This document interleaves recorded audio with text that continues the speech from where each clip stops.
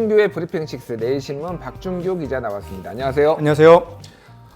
이제 선거의 계절이라는 게 느껴지는 게 네. 오늘 준비해 온 내용들이 다 선거하고 관련 있는 거예요. 그렇게 됐나요? 예. 이제 선거가 2달 조금 더 남았고요. 예. 사전 선거까지 생각을 하면 이제 2달 정도도 안 남았어요. 그러게요. 그럼 근데 거의 이제 선거 국면이라고 볼 수 있죠. 아직 지역구도 확정이 안 돼 있고. 후보도 확정이 안 돼 있고 그러니까요. 당 이름도 확정이 안 돼 있습니다. 그러니까요. 이 불투명한 와중에 선관위가 그나마 일을 좀 해서 뭔가 예. 교통 정리를 해주고 있는데 중요한 결정 3가지를 내렸습니다. 네. 첫 번째는 안철수 신당을 불허를 했어요. 이거는 안철수 신당 쪽에서 요구하는 겁니다. 이 내용 우리가 이렇게 당 이름을 정해도 되느냐라고 예. 문의를 했더니 그것을 가지고 회의를 하니까 예. 검토해본 결과 안 된다 결론적으로 그렇게 내렸고요. 그러면 안철수 신당 측에서 예. 그런 얘기를 요청을 안 했으면 선관위에서는 허가를 해줄 수도 있는 건가요? 아니죠. 나중에 들어오면 그때부터 이제 판단하는 거죠. 그때부터 아직 공식으로 이제 들어간 상황은 아니었던 거군요. 그러니까 예전과 비슷하죠.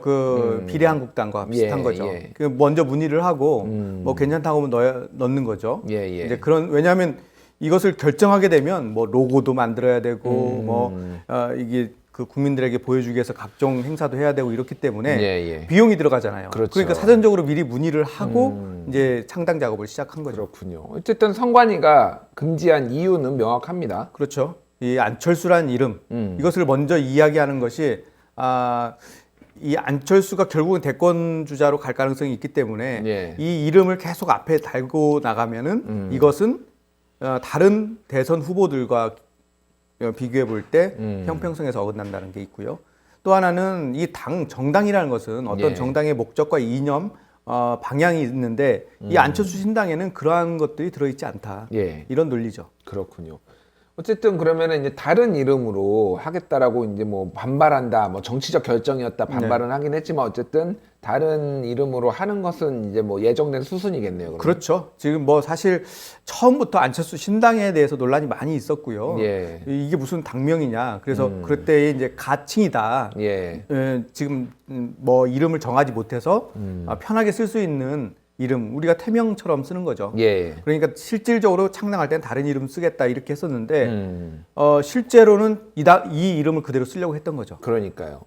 어쨌든 9일, 일요일이네요. 9일에 발기인 대회를 하고 3월 1일에 창당 대회를 한다는 계획이네요. 예, 일단은 모레 일정은 잡혀 있고요. 지금 뭐 코로나 코로나 바이러스 예. 감염증 때문에 많이 모이지 않게 하는 방식으로 몇 명 소수의 인원들만 참여를 하고 나머지는 영상으로 이 행사를 볼 수 있도록 그렇게 하겠다는 거고요. 예. 그 자리에서 여러 가지 뭐 창당 준비 위원장을 실질적으로 공개하고 본격적으로 창당을 이제 추진하겠다. 이런 입장을 밝힐 예정입니다. 그렇군요. 두 번째 선관위의 결정이 중고교 안에서의 모의 투표를 금지한 거예요.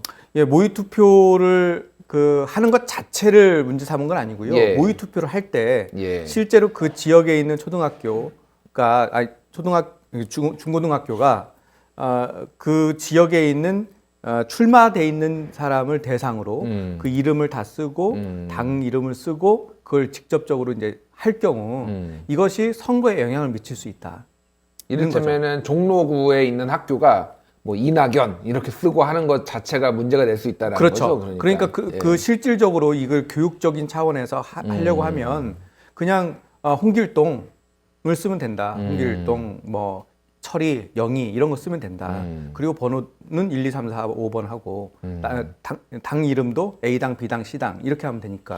근데 너무 민감한 거 아닌가요? 사실은 리얼리티도 많이 떨어지고 사실은 뭐 18세 중에서는 선거를 치르는 학생도 있잖아요, 심지어는. 그러니까 지금 이게 우리나라 선거법 자체가 매우 민감하게 돼 있어요. 이게 뭐 혹시 기회가 되시면 보시면 좋겠지만 너무 복잡하고 세세하고 또 자주 바뀌어요. 예. 그러니까 이렇게 되면은 많은 사람들이 안 하는 게 낫다.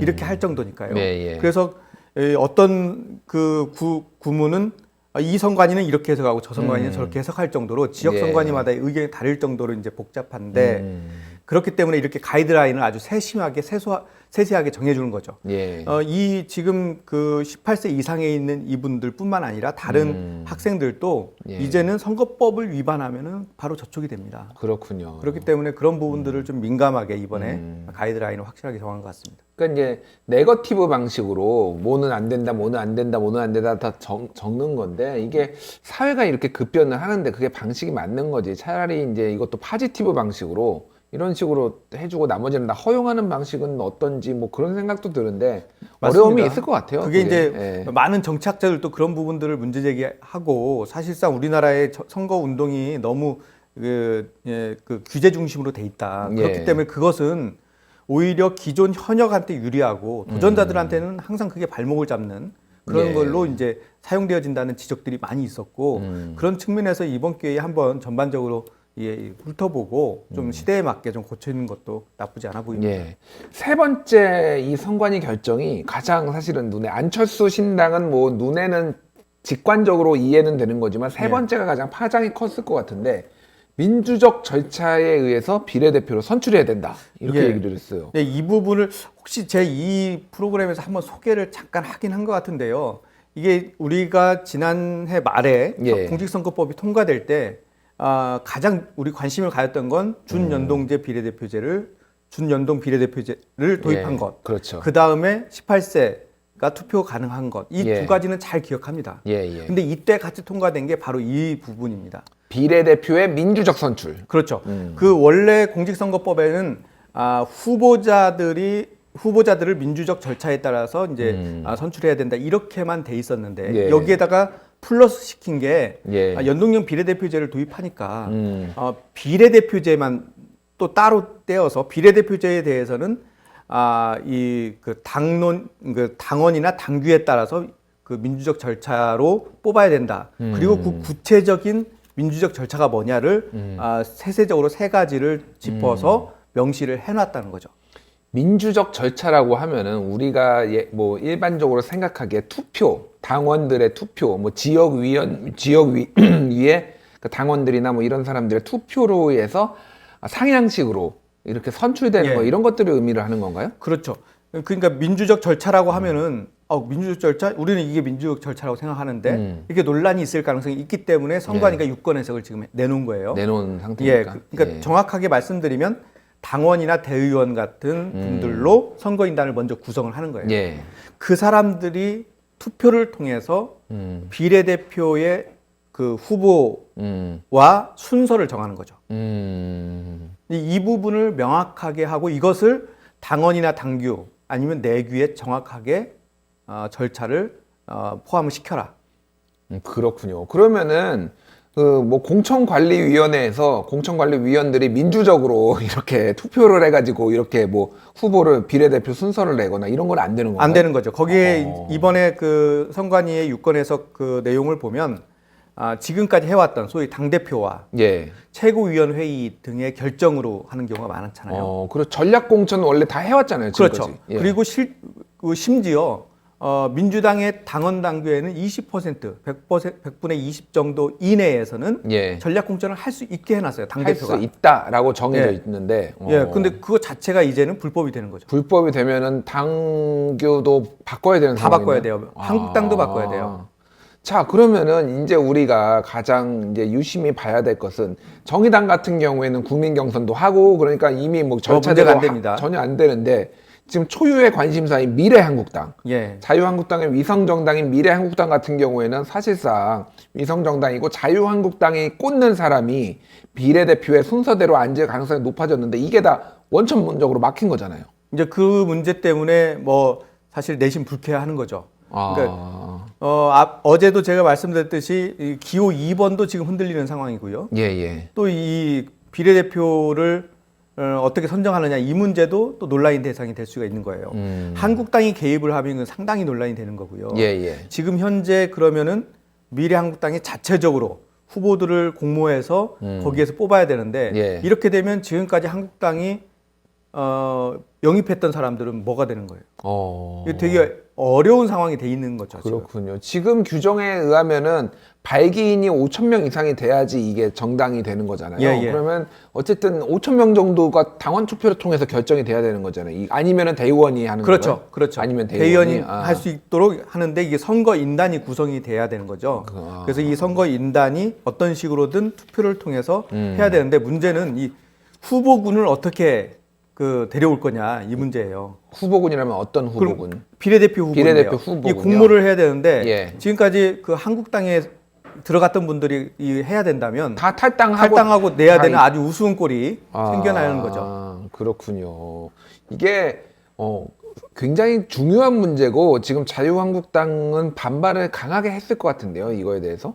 근데 이게 강하게 할 수밖에 없지만 예, 예. 뭐 말은 틀린 말이 아니거든요. 사실 뭐 다 맞는 뭐 민주적 절차에 의해서 뽑으라는 게 예. 민주주의의 어떤 가치하고 정확하게 부합하는 거잖아요. 예, 그 민주적 절차로 뽑는 건데 이제 어떤 그 학자들은 과연 모든 것들을 이런 방식으로 뽑는 것만이 정답이냐 이런 얘기들은 또 하거든요. 예, 예. 그런데 이것과의 별개로 이미 법 규정에 그렇게 나와 있어서 법대로 우리가 해석을 한다면 예, 예.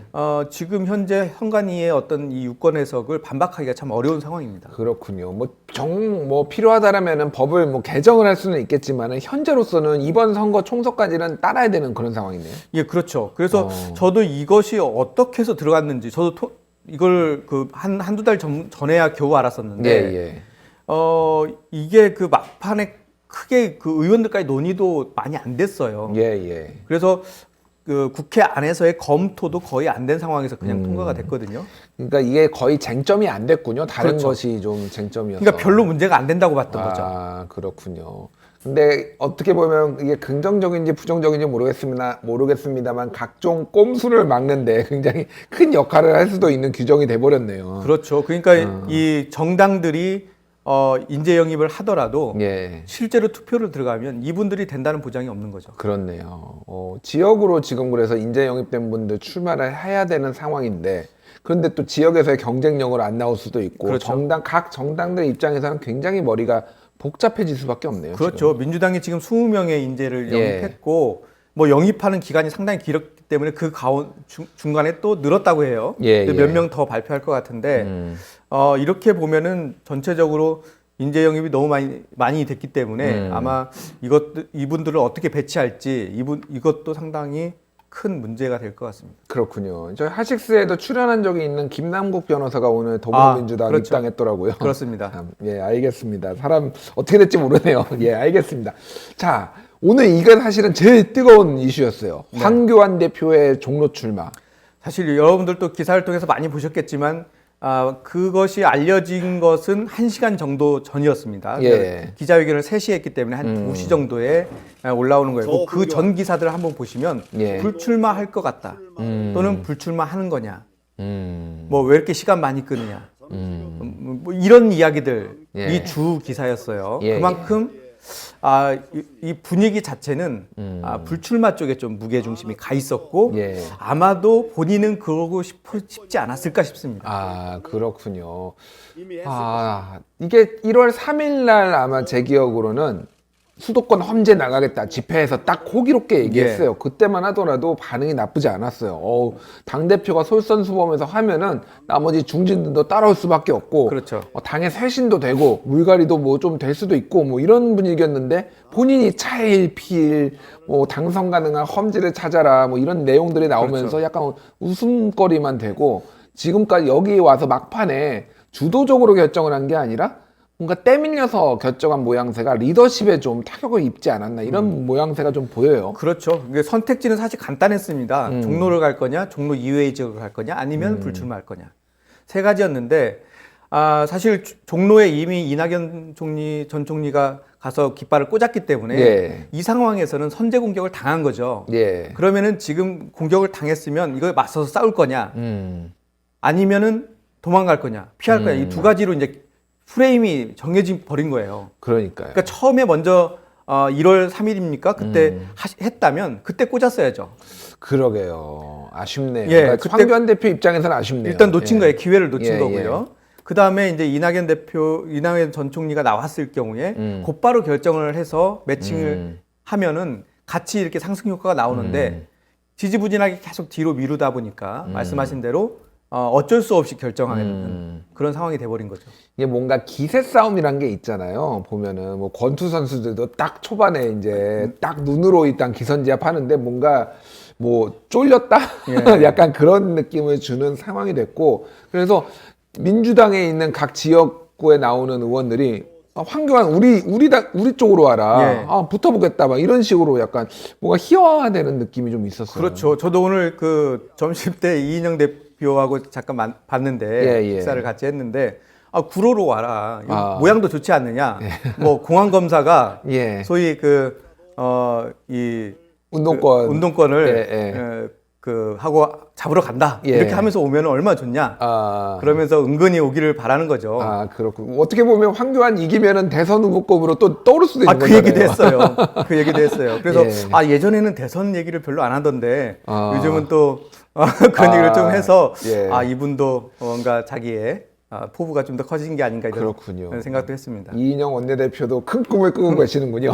알겠습니다. 문제는 이제 이게 도미노처럼 여파가 있을 거예요. 종로에 목숨 걸고 매진해도 지금 이길까 말까. 사실 지금은 여론조사 뭐 가상으로 돌려보면 지는 걸로 일단 나오고 꽤 차이도 컸어요. 이거 엎으려면 보통 일이 아닌데 그럼 지방 유세 다닐 수가 없잖아요. 그렇죠. 이제 지방 유세를 안 다니는 것이 어떤 그 후보들 얘기를 들어보면 야당이에요. 한국당의 후보를 들어보면 안 오시는 게 좋다. 그래요? 네. 오신다고 해서 내 표를 늘리지는 못할 것이다. 뭐 이게 지금 민심이 황교안 대표에게 그렇게 호의적이지 않습니다. 그런가요? 예. 뭐 이건 뭐 약간 이해찬 대표도 비슷합니다. 뭐 이해찬 대표도 사실 요즘 설화를 많이 이렇게 실수를 많이 해가지고 그렇게 이 비주얼이나 이런 것들이 유권자들한테 호의적이지 않기 때문에 호감형 뭐 그런 건 아니었죠. 또 말씀도 그렇고요. 또 그래서 오히려 민주당에서도 이낙연 전 총리가 오시는 게 더 낫다 이렇게 해서 지금 뭐 벌써 후원회장을 10개나 맡았다는 거 아닙니까? 그런 것들처럼 이 전면에 안 나서는 게 좋겠다. 그런 측면에서 출마를 원하는 그런 후보들도 야당이 많았다고 해요. 근데 자유한국당에서는 어쨌든 전국적인 누가 있으면서 좀 서포트를 해주는 그런 얼굴마담이라고 해야 돼? 아니면 뭐 이 지명도 있는 인사가 필요하잖아요. 지금 그걸 누가 할 수 있나요? 그러니까 이제 통합을 하게 되면 이제 인물들이 나오죠. 뭐 유승민 대표도 유승민 의원이 될 수도 있고요. 아니면은 또 다른 그 외부에서 온 사람이 될 수도 있고요. 그러니까 여하튼 본인은 물론 당대표이기 때문에 당연직으로 공동선대위원장을 할 겁니다. 그러면 누군가가 파트너로 누가 올 거냐. 앞으로 그게 이제 관건이 될 거고요. 아마 제가 보기에는 종로를 벗어나기 어려울 거예요. 이게 당선이 문제니까요. 지금. 쉽지 않습니다. 어느 쪽이든 지는 쪽은 뭐 치명상을 뭐 재기 불능까지는 아니더라도 치명상을 입는 거는 뭐 맞으니까. 그렇죠. 이 노무현 대통령도 처음엔 졌거든요. 이명박 대통령께서 졌죠. 근데 재보궐에서 서울시장 나가니까 재보궐에서 그 다음에 당선이 됐잖아요. 근데 이런 것처럼 그곳에서 이제 대통령이 3분이 됐고 뭐 종로 1번지다 이런 특수성이 있긴 한데요. 어떻게 지느냐도 되게 중요할 것 같고 지게 되면 또 거기서 선전하는 모습을 보여줘야 될 텐데 종로가 그렇게 쉬운 그 밭이 아닙니다. 그런 측면에서 보면은 그냥 호락호락하게 그 선거운동에서는 이길 수가 없는 거죠. 전략을 좀 잘 짜야 될 것 같아요, 종로. 그렇죠. 오늘 출마 선언을 하는 거 보니까 이 정권 심판의 시작 바로 이곳에서 시작합니다. 뭐 이런 식의 정권 심판을 위한 정권 심판 1번지. 종로 구민들 제가 알기로 별로 정권 심판에 관심 없는 걸로 알고 있는데. 많이 없습니다. 왜냐하면 정세균 지금 총리죠. 정세균 총리가 왜 2번이나 거기서 이길 수 있었느냐. 이분이 이긴 분들이 바로 새누리당의 홍사덕 의원하고 오세훈 의원이었어요. 엄청나게 막강하신 분이었죠. 근데 이분들이 왜 패할 수밖에 없었는지를 보면 이분들은 소위 그 거대 담론을 그렇죠. 삶 속으로 들어가지 않고 어떤 거대 담론 아젠다 중심의 그런 그 선거 운동을 해왔어요. 그래서 오늘 그 출마 선언을 제가 보니까 대부분이 그런 내용이에요. 문재인 정부 심판. 그런데 이런 걸로는 호소할 수가 없거든요. 그러게요. 전 거기에 종로 구민들한테 유권자들한테 하는 인사는 거의 없었어요. 그런 측면에서 보면 이분은 전략을 다시 짜야 된다. 그렇지 않으면 이건 필패할 가능성이 높다. 그렇게 봅니다. 그렇군요. 알겠습니다. 마지막으로 안철수 신당 그리고 보수통합 뭐 이것들은 지금 진행은 되고 있어요. 예, 안철수 신당이 뭐 계속해서 삐걱거리긴 하지만 진행은 되는 것 같아요. 그래서 3월 1일에는 여튼 어떤 식으로든 창당이 되긴 할 것 같은데 뭐 오늘도 어떤 여론조사에서 3% 예. 지지율이 나왔잖아요. 예. 이제 그런 것들을 고려하면 아직은 그렇게 국민들에게 크게 호감을 끌어당기지는 못하고 있다 이렇게 평가가 됩니다. 그리고 뭐 진보 3정당 3지대 그렇죠. 이 바른미래당, 민주평화당, 대한신당. 예. 예. 이곳은 뭐 합쳐야 된다는 것은 다 같은 생각을 갖고 있어요. 예. 그런데 어차피 셋이 합하면 거기에 뭐 그야말로 우리나라 호남 지역의 중진들이 다 모여 있잖아요. 그러게요. 뭐 5선도 있고 6선도 예, 있습니다. 이분들이 갖고 있는 이 정치 경력을 봤을 때 아마도 상당한 지분 싸움을 할 수밖에 없을 것 같아요. 이제 합하게 되면 어떻게 합할 거냐 이것을 가지고 상당히 논란이 클 수밖에 없을 텐데 여하튼 여기도 13일까지는 통합을 하겠다. 그렇군요. 이렇게 이야기를 해놨기 때문에 앞으로 통합 속도가 어떻게 진행될지 봐야 될 것 같습니다. 보수통합 같은 경우에는 어쨌든 단판이 남았네요. 지금 단판만 남았죠. 단판만. 예. 근데 지금 새로운 보수당이 참여를 안 하고 있거든요. 예. 그러니까 이 유승민 의원이 뭔가 다른 생각이 좀 있는 것 같아요. 통합을 했을 때 우리가 지분을 충분히 갖지 못한다면 그냥 선거연대만 하자. 당은 따로 갖고. 그렇군요. 이제 그런 이야기를 하는데 황교안 대표 입장에서는 그럴 바에야 굳이 왜 선거연대를 너희들하고 하지? 이런 생각을 갖고 있어서 조금 더 가봐야 될 것 같은데 여하튼 유승민 의원과 황교안 대표는 케미가 잘 안 맞는 듯한 그런 느낌이 있습니다. 안 맞아요, 제가 봐도. 알겠습니다. 박지원 의원은 보수 통합 절대 안 된다라고 오늘 그 김현정의 뉴스쇼에 나와서 또 한 번 얘기했는데 어떻게 될지 한번 지켜보도록 하겠습니다. 지금까지 브리핑6 내일신문의 박준규 기자였습니다. 감사합니다. 감사합니다.